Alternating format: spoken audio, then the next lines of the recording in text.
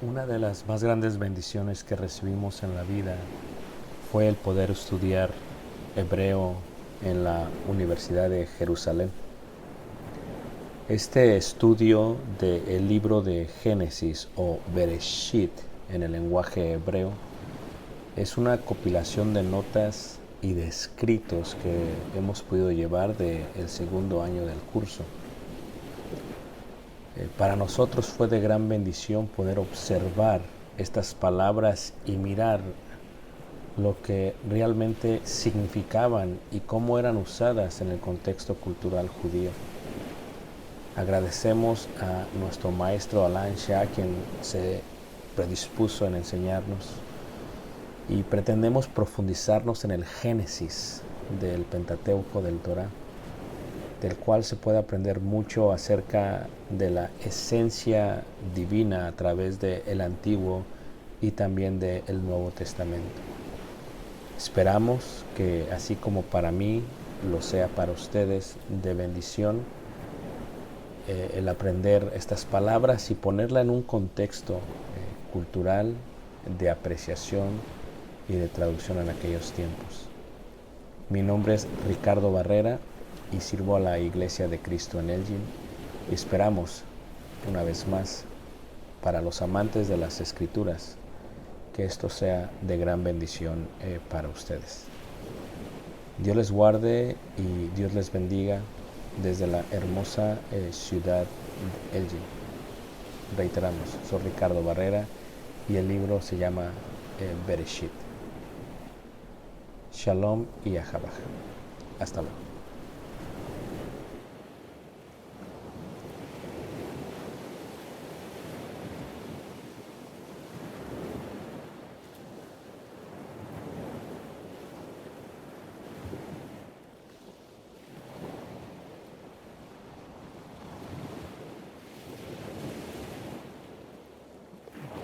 Nadie, nadie.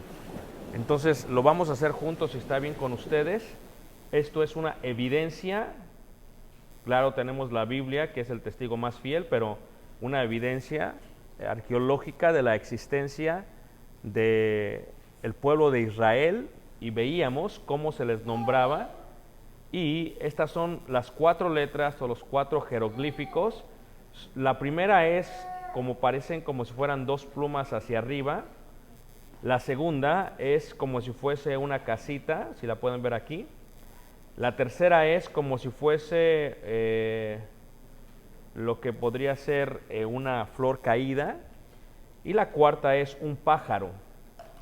Recuerden que los reglamentos de las letras egipcias se leen en dirección contraria a los animales, cómo es que estos van caminando. En este caso, aquí se leerían de esta manera, de aquí para acá. Por lo tanto, el nombre de Jehová, ausente de consonantes, vendría a ser lo que se conoce como la Y, la J, la B y la Y en nuestro lenguaje, lo que significa yo soy o el gran yo soy, Yahvé, Jehová. Entonces, lo que vamos a estar mirando es que el inicio de la vida de Jacob traerá consigo lo que se conoce como la gran potencia de Egipto. Y la parte que les pedí que también hicieran era la parte de Israel. Recuerden que cuando vemos estos jeroglíficos, vemos Tasu, Susha, Hei y Yahvé, ¿ok? Que quiere decir el tribu o la tribu que adora a Jehová, colocada en la columna de 2 templos en el río Nilo, uno que se encuentra en la parte norte de Sudán y el otro que se encuentra dentro de las fronteras de Egipto el día de hoy. La otra parte que veíamos también es la parte, la única evidencia que menciona Israel, a lo cual se le llamará la estela de Mereftá, la estela de Mereftá. La estela de Mereftá menciona lo que se considera el nombre Israel. Y es importante porque Jacob fue quien vino a convertirse en lo que será Israel. Y ahora habrá un nuevo nombre que será declarado desde el libro de Génesis hasta literalmente el final de toda la Biblia, lo que es el nombre de Israel. Para el mismo también se utilizan estos jeroglíficos, aunque realmente aquí lo que dice es los hijos de Israel. Cuando este faraón menciona a ellos, los menciona porque había tenido una batalla con ellos, y es la única evidencia más antigua que hay ahorita en todo Egipto, lo que se considera como la estela de Mereftá. Y cuando decimos estela nos referimos a las piedras donde se hacía la historia de los reyes, de aquellos reyes. Así que, ¿quién hizo esta tarea? Levante la mano. Bueno, si no hicieron la otra tarea, pues menos hicieron esta tarea. ¿Estamos de acuerdo? Entonces, Entonces, lo primero que sí hace una vez más son las flechas. Esta es la primera parte. Después se va a hacer algo que parece como si fuese un ojo. Y luego se hace un ojo como abierto. ¿Ok? Después de eso se pone otra flecha de parte. Y después se pone como el pájaro o como lo que se considera. Yo lo veo como un pájaro, pero a mí no me sale tal vez tan bien. Y reitero, si la cara está hacia mano derecha, indica que cómo se lee, hermanos. En contrario, recuerden que el egipcio se puede escribir de izquierda a derecha, de derecha a izquierda, de arriba a abajo, de abajo hacia arriba, que es increíble lo que se puede hacer. Lo que el reglamento es que la manera en que sabes cómo se va a empezar a leer tiene que ver con los jeroglíficos o los animales. ¿Ok? Y aquí lo que tendríamos sería esto, luego este mismo ojo se coloca en la parte de arriba y después de ello se coloca aquí y luego como si fuese un bastón. Esto es lo que se conoce como Israel. Y Israel, reiteramos, en los jeroglíficos no existe la parte de la L, ¿verdad? La parte de la L, entonces a veces se oye como Israel, Israel. Eso es muy normal entre ellos. No existen, en muchos lenguajes no existen ciertas letras. En el inglés no existe la ñ, por ejemplo, niño no existe la ñ para ellos y por lo tanto pues son reglamentos que tienen. Ahora, hay algo interesante que les decía la vez pasada, esto está realmente en la tercera línea de abajo hacia arriba, de la derecha hacia la izquierda, pero eso es Israel. Y luego hay dos letras más que se añaden a ello, una tiene que ver como si fuese un hombre, porque realmente es como un hombre hincado, ¿ok? Así más o menos, espero que se entiendan mis jeroglíficos. Y la otra tiene que ver como si fuese una mujer, ¿ok? Una mujer. Entonces, esto de aquí indica hijos, pero se le añade aquí 3 líneas así, y cuando se le añaden 3 líneas, esto indica descendencia. Por lo tanto, se habla de la descendencia de Israel, colocando a Israel como un nombre conocido o como un hombre que tenía descendientes en el desierto, como las tribus de Israel o los descendientes de Israel, que aunque la estela de Mereftá es encontrada en un tiempo muy distinto y se hace en un tiempo muy distinto que lo que vimos en el otro, los dos dan una evidencia que existieron, que literalmente existieron, y los egipcios no tenían ningún beneficio en mostrarle a ellos, solamente se gloriaban de que uno los había vencido a la tribu que adoraba a Jehová, y después que otro había vencido a los descendientes de Israel. Con esto no te das cuenta del tiempo exacto de la salida de los israelitas hacia Egipto, que es lo que vamos a ver. ¿Cómo salieron los israelitas a Egipto? ¿Cuándo salieron realmente los israelitas a Egipto? Sabemos que Abraham fue a Egipto por la gran hambruna que había. Recuerdan que casi tienen la intimidad con su esposa y casi lo matan. Sabemos que Isaac iba hacia Egipto y lo detiene Abimelech, le dice: aquí te quedas en la parte de la región de los filisteos, que después serían los filisteos. Y ahora sabemos que sale Israel todo hacia Egipto. ¿Cuándo realmente? ¿Cuándo salen? Levante la mano si alguien sabe cuándo salen. Hermana, ¿cuándo quién, perdón? Sí, más que Moisés es José. Oh, perdón, cuando José está en Egipto, muy bien. Cuando José va a Egipto, vendido por ellos, es cuando salen, pero salen realmente muy bien cuando salen todos ellos. ¿Y quién sale entre ellos? ¿Quién va entre ellos? Jacob.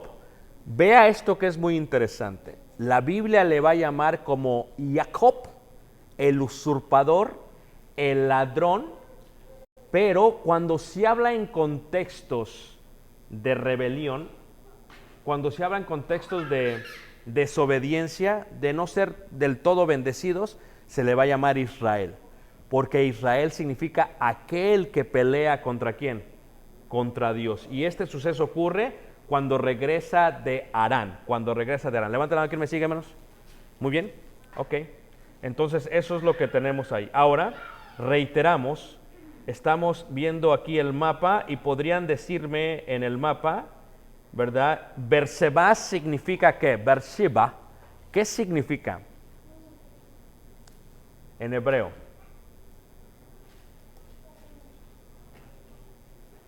Ok, ¿qué significa en español? Pues, Beersheba significa el lugar de los 7 pozos. Ah, ya lo vimos. Después tenemos el traslado a Harán, que se encuentra en qué país el día de hoy? En Turquía. En Turquía, si tú quieres visitar la mayoría de los lugares bíblicos, encuentras Turquía como uno de los países más importantes, ¿ok? Si se encuentra Harán aquí y se encuentra Berseba aquí, iba a salir Isaac hacia Harán. En el camino hacia Harán, Aram, de ahí viene la palabra arameo, que posiblemente se usaba. Había varios lenguajes que fluyen de las lenguas semitas. Cuando digo la lengua semita, hago referencia a quién. A ver, ¿a quién? A Sem. A Sem, muy bien. Ahora, las lenguas semitas se dividen en 3 secciones. En la lengua oriental, en la lengua central y en la lengua del sur. Todavía lo voy a explicar mejor, ¿ok? La sección semita occidental, perdón, no oriental, occidental, es la que se concentraría en el hebreo, en lo que es el hebreo, lo que hablan los judíos. La lengua central se considera como lo que se encuentra en Mesopotamia y la otra en el sur. Escuchen lo que les voy a decir porque luego se me van a confundir, ¿ok?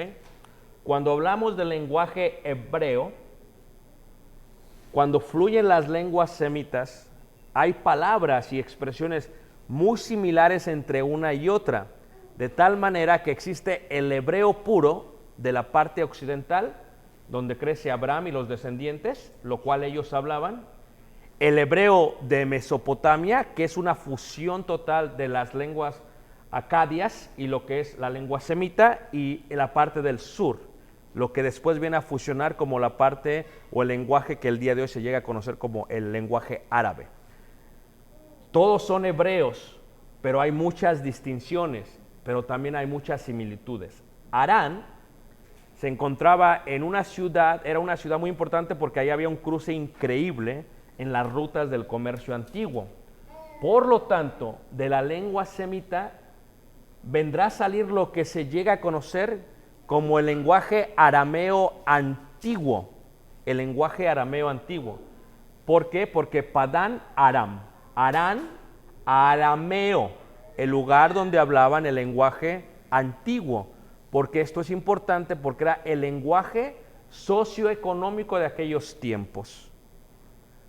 De donde era Labán, es el lugar donde hablaban el lenguaje socioeconómico, un lugar muy importante, y de ahí nació y creció la fusión de lo que vendría a ser después el lenguaje medo-persa y el lenguaje que se conoce como el arameo, una fusión del hebreo occidental con una fusión de lo que se consideraba el lenguaje de Mesopotamia o lo que era también acadio. La fusión sería el arameo que habló Jesús. Levante la mano, ¿quién me está entendiendo? La verdad que ni me están entendiendo, porque si les pregunto no se van a saber lo que les dije. Vamos a empezar por eso, pero lo digo solamente para información, ¿ok? Ahora, cuando iba caminando Isaac hacia el norte, Isaac llega a una ciudad que se llama Betel. Y aquí Isaac hace su propio pacto. Durante este tiempo, Egipto está creciendo increíblemente. Egipto viene a ser una de las potencias más antiguas, específicamente en la dinastía 18. No voy a hablar de dinastías porque si apenas entienden la parte, ¿cómo les hablo de dinastías? Pero la dinastía 18 crece de tal manera que ese es el Egipto donde va a entrar Jacob y donde va a entrar Israel y donde van a desarrollar los 430 años de esclavitud. ¿Cuándo inicia la esclavitud? ¿Cómo sabemos? Por la edificación de Ramesés y Pitón. ¿Por qué? Porque la Biblia lo dice en Éxodo capítulo 1, eso lo vimos la semana pasada. Cuando él va hacia arriba, Egipto está creciendo. Siempre Egipto fue una potencia mundial. ¿Por qué? Porque los egipcios tenían el arte de lo que era la agricultura. Tenían el río Nilo y tenían una tierra excelente en el desierto y hacían un excelente trabajo. Todo el trigo casi de todo el mundo antiguo lo proveía Egipto. Era una potencia increíble, increíble. Y apenas está desarrollando lo que será el pueblo de Israel. Israel apenas va a empezar. Mientras acá todos son politeístas, creen en varios dioses, apenas Abraham está formando lo que será la religión monoteísta o la creencia, monoteísta. Solamente existe un Dios. Y él, entre todos los de ahí, harán eso. Ahora, todas las tribus, todos los que viven aquí en la parte de lo que es la tierra prometida, todos, la mayoría, son tribus nómadas, que van de un lado para otro. ¿Por qué se mueven los pueblos de aquellos tiempos? ¿Por qué se mueven?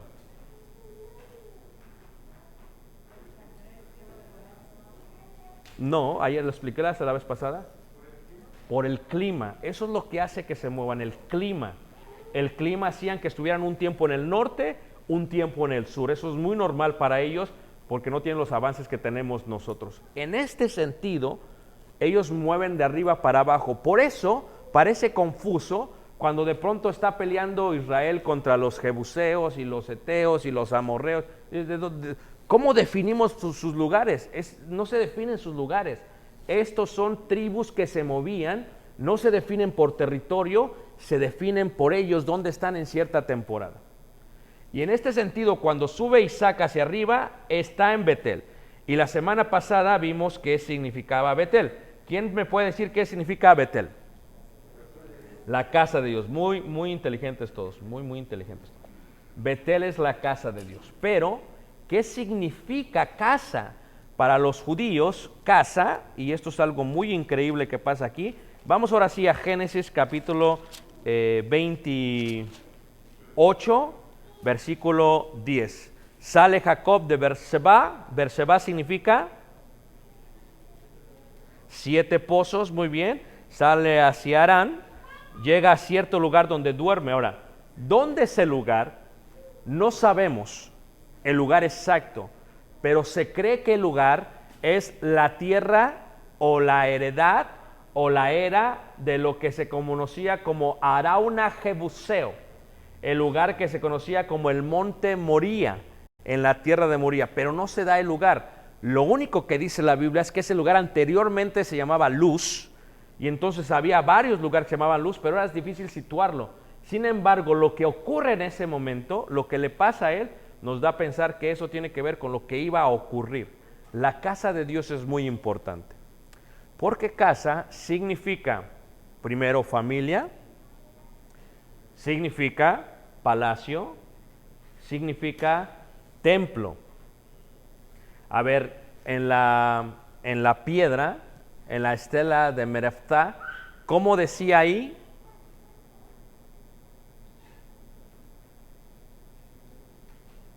Levante la mano y estamos bien.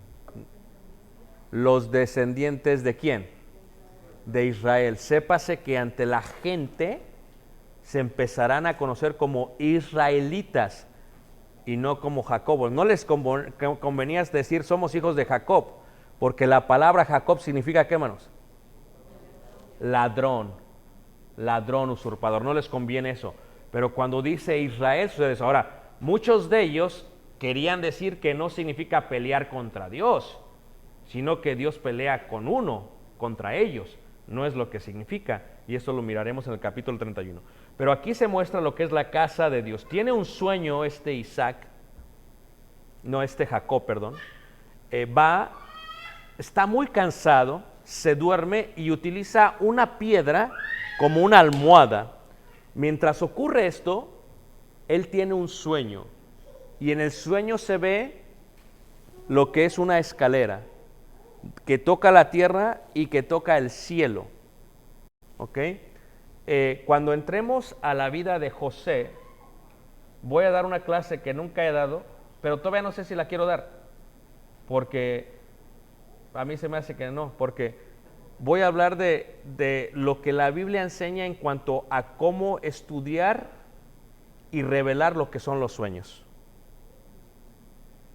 Por eso todavía no sé si la voy a dar, porque no hacen las tareas, ¿y para qué la doy? No hace sentido. A ver, ¿quién va a hacer la tarea la próxima semana? Nada más el hermano y Caleb y Iván y la tía, gracias. Los demás no. Pues los convencen ustedes 4 si quieren que les dé la de los sueños, porque como que no veo mucho interés por esa parte. Muy bien. Entonces, ¿qué es lo que pasa? Cuando llega a este lugar tiene este sueño. Y él, cuando tiene este sueño, algo que es increíble es que puede ver los ángeles de Dios subiendo y bajando. ¿Y cómo se dice ángeles de Dios? Melech, ¿ok? Melech, para todos los escuderos en 2 meses ya lo van a poder escribir sin ningún problema. ¿Ok? Melech, que significa mensajeros de parte de Dios. Es lo que él ve, suben y bajan. La escalera conecta de una manera eso. ¿Recuerdan cuando fuimos a Abelín?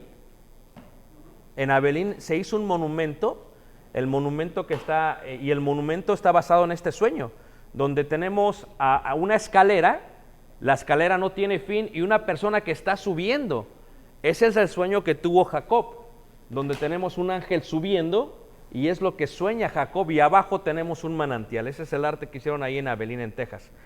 Ahora, cuando está viendo esto él, lo que hace es que él decide tener una conversación con Dios.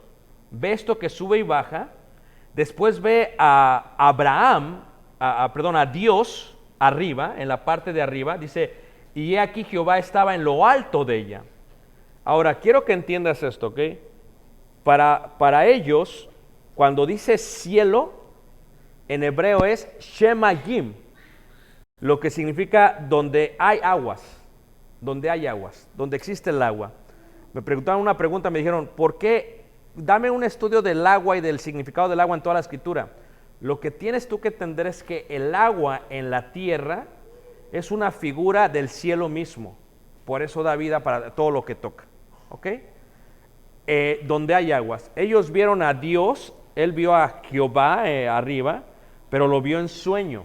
Y cuando lo ves en sueño, no es verlo en forma real, pero sí es verlo en forma real. Porque Juan dice que nadie jamás ha visto ¿a quién? A Dios. Y cuando ve esta parte, dice que le dijo Jehová, yo soy Jehová. Y le dice, perdón, aquí es Dios, aquí me equivoqué, disculpa. Yo soy el Dios de Abraham tu padre. Les voy a preguntar, ¿qué sabía Jacob de este Dios de Abraham?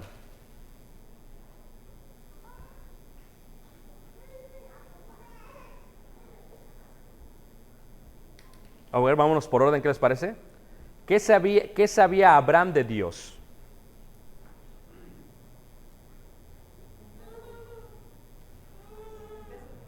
Que cumple su promesa, lo sacó de la ciudad de Ur, lo llevó a Harán, lo bajó hacia Canaán. Cumple su promesa, lo llevó a Egipto, lo salvó del egipcio y lo enriqueció. Después, estando allá, lo prospera y se hace totalmente rico. Después, aunque su sobrino hace eso, le da la oportunidad y luego va y lo rescata. Eso es lo que sabía Abraham de él. Jacob tuvo que haber entendido y escuchado esto. El hecho que escuche esto no indica que Jacob va a creer en Dios. ¿Por qué Dios permite que pasemos por pruebas en forma individual? Porque yo he confirmado mi fe en Dios por mis experiencias que yo individualmente he tenido con Dios. Pero estas experiencias y esta convicción no puede tenerlas mi hijo Caleb. Él tendrá que tener sus propias pruebas y él tendrá que confirmar la fe que él tiene en Dios. Yo le podré contar a él mis experiencias en cuanto a mi Dios, le podré decir lo que Dios ha hecho con mi vida, pero la convicción no viene a través solamente de oír las experiencias de alguien más. Vienen a través de uno mismo experimentar lo que uno ha tenido que ver con Dios. Por eso, bendito el Señor cuando tenemos pruebas, porque confirma su veracidad para con nosotros, aunque no lo tiene que hacer. ¿Qué sabía Isaac de Dios? Isaac se expone a Dios por lo que su padre le ha dicho, pero también se expone a Dios porque lo iban casi a matar en el monte Moría. Se expone a Dios porque lo rescata de Abimelech. Se expone a Dios porque lo prospera, a pesar que no se lo merecía, pero lo prospera de una forma increíble. También no podían tener hijos y Dios lo prospera. Él tiene sus propias experiencias con Dios. Pero Jacob no había tenido ninguna experiencia con Dios. Jacob había comprado la primogenitura con el potaje de lentejas rojo porque su madre le había dicho. Jacob había escuchado todo esto de su padre Isaac, pero nunca lo había experimentado. Jacob recibió la bendición de aquel Dios, de aquel Jehová por parte de su padre Isaac, pero él había engañado por parte de su madre y luego ya la recibe sabiendo Isaac quién era él, pero él no ha tenido hasta el momento nada que ver. Escuchen lo que estoy diciendo. Tú no puedes pasar tus convicciones a tu hijo. Tu hijo necesitará tener sus propias convicciones. Tu hijo necesitará hacer su propio voto ante Dios.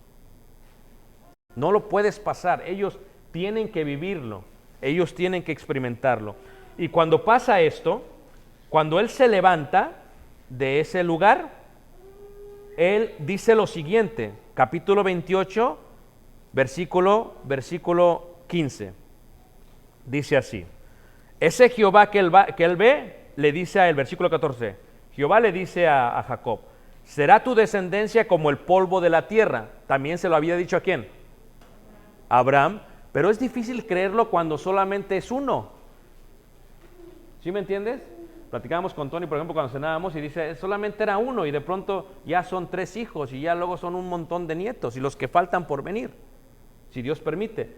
En ese sentido, uno no lo puede visualizar, pero Isaac tendría un pueblo gigante. Pero le dice Jehová a él: tu descendencia será como el polvo de la tierra y te extenderás al occidente, al oriente, al norte y al sur, y todas las familias de la tierra serán benditas en ti y tú en tu simiente. ¿Acaso no le había contado eso a Abraham a él? No lo sabemos, pero él necesita escucharlo directamente, necesita él tener un propio sueño. Versículo 15, he aquí, yo estoy contigo y te guardaré por donde quiera que fueres y volveré a traerte a esta tierra porque no te dejaré hasta que haya hecho lo que te he dicho. Dices, y despertó Jacob de su sueño y dijo, ciertamente Jehová está en este lugar y yo no lo sabía. Y tuvo miedo y dijo, cuán terrible es este lugar, no es otra cosa que casa de Dios y puerta del cielo. Y aquí por primera vez se conecta esta relación. El lugar donde está él es el acceso al cielo. ¿Queremos entrar al cielo, hermanos? Solamente hay un medio, solamente hay una piedra, y la piedra se llama Jesús, Yeshua. Porque Yeshua es descendiente que vendría a bendecir a todas las familias de la tierra. Y cuando él se levanta, dice, esto es la casa de Dios y la puerta del cielo. Gracias a este sueño, se edifica el templo por parte de Salomón. David toma lugar y compra la era de Arauna Jebuseo. Y hasta el día de hoy, ese lugar es totalmente sagrado para el judaísmo. Pero casa no solamente es templo, el cual fue destruido en el año 70, como hemos visto nosotros en la serie del fin. Casa sobre todo es, ¿qué, hermanos? Familia. Y aquí entramos todos nosotros. Entramos todos nosotros. Hermana Lucy, cuando entramos todos nosotros para ser parte de este pueblo de Dios, venimos a ser la casa del Señor. ¿Cómo? a través de Jesucristo. Entonces Él bendice la piedra, Él bendice la roca, o la roca vendría a ser un memorial, una señal para eso. Y entonces Él le dice a Dios, dice, y se levantó Jacob de mañana y tomó la piedra que había puesto de cabecera y la alzó por señal y derramó aceite encima de ella. Y llamó el nombre de aquel lugar Betel, aunque Luz era el nombre de la ciudad primero. E hizo Jacob voto diciendo, si fuere Dios conmigo y me guardare en este viaje que voy, me diere para pan de comer y vestido para vestir, y si volviera en paz a casa de mi padre, Jehová será ¿qué? Mi Dios. Él tiene que hacer su voto individual. Tú tienes que hacer tu voto individual. Tus hijos tienen que hacer sus votos individuales. No queremos que nuestros hijos pasen por pruebas. Tienen que pasar pruebas porque ellos tienen que experimentar al Dios de los cielos. Porque las pruebas nos ayudan a cimentar nuestra fe. Porque la fe es la certeza de lo que ¿qué? Si no hay pruebas, ¿cómo esperar algo? Es la convicción de lo que ¿qué? Dios utiliza esto, la fe, para creer en Él, pero tú no lo puedes hacer por ellos. Ellos lo tienen que hacer por sí solos. Y Él hizo su propio voto. Y su voto es, si tú vas conmigo, si tú me guardas, si tú me traes de regreso, que realmente era un voto muy sencillo, porque eso no era problema para Dios, dice, tú serás ¿qué? Mi Dios. Les pregunto yo, hermanos, ¿no era acaso su Dios antes de este suceso?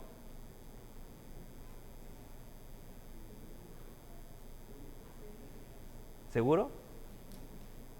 ¿Era realmente su Dios? ¿Dónde miramos que Jacob tiene un sacrificio a este Dios? ¿Dónde miramos que Jacob habla hablando de Dios, como lo hace su padre Isaac? ¿No? O sea, sí era el Dios de ellos, pero él todavía no había tenido ese ¿qué? Ese voto con Dios. Por esto es importante esto. Y cuando eso sucede, dice la Escritura, y esta piedra que he puesto por señal será casa de Dios, y de todo lo que me dieres, el diezmo apartaré para ti. Fíjate, el diezmo está colocado en el tiempo de los patriarcas, aunque no especifica esa ley, ya era parte de la esencia divina. Aquí está. Reitero, los mandamientos y las leyes de los patriarcas se pueden ver muy bien en la ley de Moisés, pero ya eran desde mucho antes parte de. No puedes decir el diezmo comenzó en la ley de Moisés, no es cierto, porque los diezmos se los dio Abraham al mismo Melquisedec. Entonces esto ya es parte de ellos desde mucho, mucho antes, ¿ok? Levante la mano, ¿quién me sigue, hermanos? ¿Alguien se perdió? Muy bien, ahora, entramos a la parte interesante, a la que les gusta a todos. Le llamaremos chucherías, a la historia de las mujeres. A lo que sería esta mujer, que es Raquel y Lea. Él se despierta, consagra, hace ese voto, coloca por señal esto. Y las señales son importantes. Los monumentos son importantes porque nos recuerdan algo que ha pasado. Pero cuando el monumento no recuerda nada, mejor que se tumbe el monumento. ¿Se acuerdan monumentos en toda la Biblia? Algunos servían hasta de forma de maldición. Algunos tiraban piedras en la tumba de ¿quién? ¿Se acuerdan, hermanos? ¿No? ¿Cómo se llamaba el hijo que se rebeló contra su padre David? Absalón. Y dice que aventaban la piedra porque aún después de la muerte despreciaban lo que había hecho. Eso es un memorial, eso son señales. La palabra señal indica algo para hacer memoria, algo que nos recuerda algo. Ahora, cuando sucede esto, sale, capítulo 29, Jacob.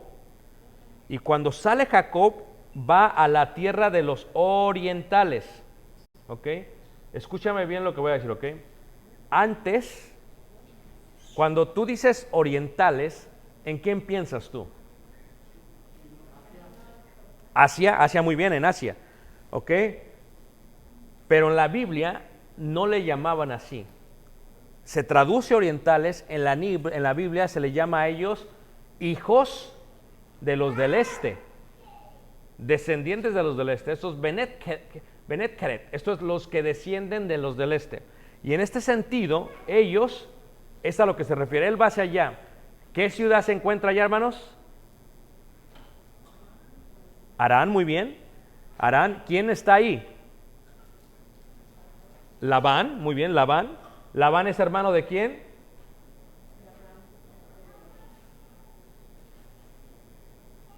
¿De quién es Labán, hermano? De Rebeca, muy bien. Entonces lo mandaron allá para conseguir, ¿qué, hermanos? Mujer. Él llega y llega a un pozo, Jacob, y entonces hay unos pastores ahí y tienen sus ovejas, sus rebaños. Y entonces les pregunta de dónde son, si conocen a Aram, si conocen a Labán. Y dice, sí, sí lo conocemos, sabemos quién es, sabemos de dónde viene, ¿verdad? Y es más, y cuando están hablando con él, dice, he aquí la hija de Labán, he aquí Raquel. Ahora, esto es algo muy interesante en cuanto a Raquel, porque Raquel, hermanos, el nombre está formado de dos palabras hebreas. Ra, que significa, hermanos, Ra, que significa pastora. Ra, el, que significa pastora de quién, hermanos? De Dios. Ahora, aquí tenemos una jovencita, porque al parecer es joven, muy joven, una jovencita digna de ser una excelente matriarca, porque es una jovencita que era, ¿qué, hermanos? Pastora, y sabía, ¿qué, hermanos? Dirigir a todos. ¿Ok? Algo interesante que pasa aquí son varias cosas. La primera cosa es esa. Raquel sale, pero los pastores, que también eran de Harán, había un pozo, y en el pozo al parecer había una piedra. La piedra tiene que ser removida para sacar el agua, para que ellos puedan beber. Aquí dice la escritura, por ejemplo, 29:3, y juntaban ahí todos los rebaños y revolvían la piedra de la boca del pozo y abrevaban las ovejas. ¿Saben qué es abrevar, verdad? Levante la mano, ¿quién no sabe? Es darles de tomar, darles agua de tomar. Entonces, es lo que hacían. Pero, fíjense, eran tan bonitas las costumbres del pueblo de Harán, de la comunidad de Harán, ya no son así el día de hoy. Ahora, cada quien, a ver quién saca primero las uñas, a ver quién gana la ventaja. Así no era en aquel tiempo. Fíjate, estos pastores, lo que hacen estos pastorcillos es que están ahí y tienen su rebaño. Los rebaños están revueltos. Y les dice Jacob, ¿por qué no les dan de beber? Y dice, no, es que tenemos que esperar todos los rebaños. Si fuera gente con ventaja, ¿qué es lo que hubieran hecho, hermanos? Ellos mismos, ¿sabes qué? Ábrele, dales de tomar y vámonos. Yo ya le di a mis rebaños, los puedo ir a pastorear. Pero no hacían eso. Te puedes empezar a dar de costumbres que tenían ellos, que eran muy, muy importantes. Y estos son valores de gente de pueblo, de provincia, para que me entiendas, hermano.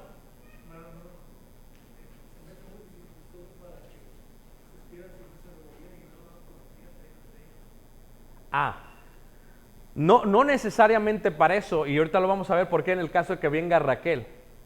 Los rebaños conocen a su pastor. O sea, si el pastor dice, no sé qué les diga si les habla, se separan entre ellos.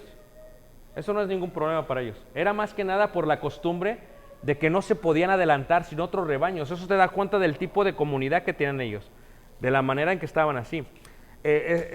Leí un artículo muy interesante que decía, nos mintieron, y habla de una persona de provincia, ¿verdad? Y dice, nos mintieron, nos dijeron que todo sería mejor cuando me fuese a la ciudad, pero nos mintieron. Nos metieron en un apartamento y nos mintieron, donde ya no hay parques. Ahora vemos los atardeceres en las tabletas y en los televisores. Nos han mentido, porque antes veíamos el amanecer a campo abierto. Nos mintieron. Nos dijeron que si traíamos ciertos tipos de zapatos, nos sentiríamos mejor, pero en ellos no podemos correr. Nos mintieron porque cuando estaba descalzo, corría en el campo y me sentía más libre que cuidarme de las grandes máquinas y de los grandes automóviles. Nos mintieron. Y empieza a dar el artículo, es muy interesante, habla de lo que realmente es un valor. La gente, lo digo por los jóvenes y por nosotros también que somos de ciudad, aunque la gente sea de un pueblo, aún gente de pueblo tiene muy buenos valores y muy buenos principios. Lo voy a repetir. Nunca menospreciemos a la gente de provincia, porque puede hacer que sus valores superen nuestros modales y nuestra forma de ser. ¿Estamos de acuerdo, hermanos? ¿Por qué digo esto? Porque estos pastores no se adelantan, esperan a Raquel. Y aquí muestran una gentileza increíble. No se aprovechan de Raquel, sino que a pesar de que es mujer, la esperan para que también ella pueda darle a sus ovejas, ¿a qué? A tomar. Y cuando ellos le dicen a Jacob, he aquí la hija de Labán, Jacob, hermanos, se conmueve tanto, les ayuda a quitar la piedra para que todos puedan beber, pero se conmueve tanto que se acerca a ella y que la besa. Y la besa, que no es una costumbre normal. Ahora, en el hebreo, no la pudo haber besado en los labios por la palabra hebrea que se utiliza. Posiblemente la besó en la cabeza, posiblemente la besó en el hombro, pero de que la besó, la besó. A lo cual ella al parecer se rehuye de él, y entonces él le exclama y le dice, he aquí yo soy hermano de tu padre, he aquí yo soy hijo de Rebeca, he aquí yo soy hijo de Isaac. Ella pues está toda conmocionada y ella corre hacia su casa a decirle a Labán quién es. Pero él, esta es la primera ocasión que miramos que alguien ame a alguien a primera vista. En toda la Biblia, la primera ocasión que alguien ame a alguien, ¿a qué, hermanos? A primera vista. No por lujuria, como en el caso de David con Betsabé. No por lujuria, sino porque verdaderamente. Ahora, ¿por qué? Porque Raquel, dice la Escritura, que era hermosa. En el hebreo dice así, Raquel era hermosa en su figura y de vista. Y al parecer era mucho más joven que él, mucho más joven que él. Pero aún así el bárbaro la amó desde que la vio. De tal grado que estaba dispuesto a trabajar por ella 7 años. Y luego el ladrón de su tío, Labán, ¿se acuerdan ustedes que desde cuándo es? ¿Por qué? Porque ¿se acuerdan ustedes cuando llegó con todas las joyas aquella? ¿Se acuerdan ustedes más cuando llegó Isaac? Pues le interesó lo que... Ahora, lo tuvo un mes al muchacho y dijo, este trabaja muy bien. O sea, era un buen empleado. Jóvenes, escuchen, cuando vayan a la casa de los hermanos, no se dice, hermano, buenas tardes, me da la contraseña del wifi. No.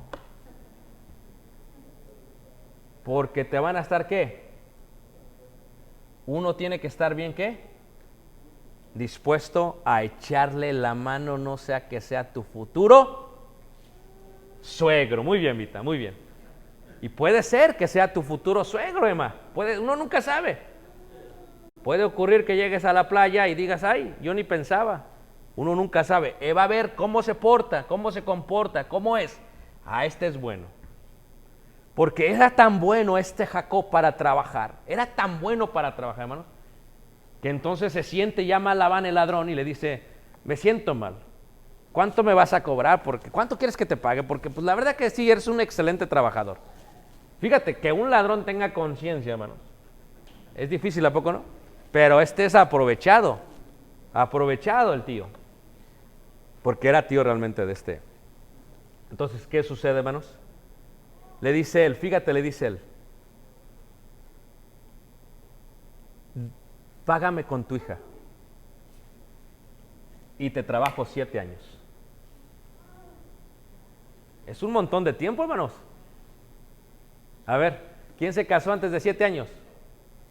Levante la mano, antes de 7 años. ¿Y qué? ¿Ni pagaste nada? ¿Ni trabajaste para el suegro? ¿O no es cierto? Este le trajo, pero fíjate el amor que le tenía, porque luego les lo engaña el ladrón. Y con esto se cumple que todo lo que uno hace lo paga. ¿Se acuerdan cómo engañó a su papá Isaac? Ah, pues ahora el suegro le hace lo mismo. Porque ya cuando acaba los 7 años, ¿verdad? Cuando acaba los 7 años, ¿qué sucede? Cuando acaba los 7 años, le dice él por su hija, cuando acaba los 7 años, dice, sí, pero ¿sabes qué? Que no, aquí no es costumbre darla más joven. Así que le dio a quién, hermanos, a Lea. ¿Y cuándo se dio cuenta? En la noche de boda, surprise. Así que todo se paga, hermanos. La estaba pagando bonito. Y dice él, bueno, pues ya no la puedo regresar, tengo que agarrar a Lea, pero a quien realmente quiero es a quién, hermanos. Y le dice al suegro, pues dame otros 7 años. ¿Qué ladrón? Le fue requete bien, hermanos, ¿a poco no? Después ya ni lo quería dejar ir, hermanos. Dice, este me salió bueno. 14 años por quien sería su futura esposa. Y aquí, hermanos, se ven 2 mundos. Lea y Raquel. Aquí se ven 2 mundos distintos. Cuando uno ama a una mujer, no solamente a primera vista, sino después de 14 años está bien emocionado que la va a tener, sino cuando uno cumple con otra mujer y cómo es que uno se puede casar por compromiso y muchos se casan por verdadero ¿qué? Amor. Y déjame decirte, qué hermoso es cuando uno se casa por amor y cuando uno vive por amor, no porque lo están obligando. Pues ya embaracé a Yari 3 niños, pues ya ni modo que la deje. Ya, pues voy a estar aquí con ella hasta que crezca. No, el amor nunca deja de quemarnos. ¿Y saben qué pasó con estas 2 mujeres? Eso lo vamos a ver la próxima semana, si Dios nos da vida. Preguntas, hermanos. Aquí va para preguntas, ¿no? Primer amor. Esto es lo que se llama amor a primera ¿qué? Vista. Jovencitas, doncellas, a veces se entregan, ni pagan ni 7 años, ni 7 días. Y ahí te vas tú y ni le costó trabajo al muchacho, pues luego ¿cómo te va a apreciar? No, para Jacob le costó 7 años, no, 14 años. Preguntas, hermanos. Preguntas finales. Los veo tristes. ¿Entendieron? Es que ahora con el cubrebocas, hermanos, no sé si están sonriendo o si están tristes. Y les decía yo la vez pasada que se lo ponen a veces tan arriba que ya no sé si lo ponen para dormirse o no.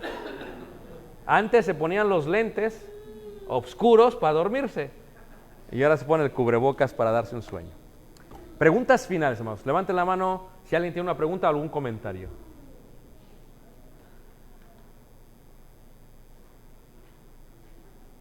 Qué bonito es amar, ¿a poco no, hermanos?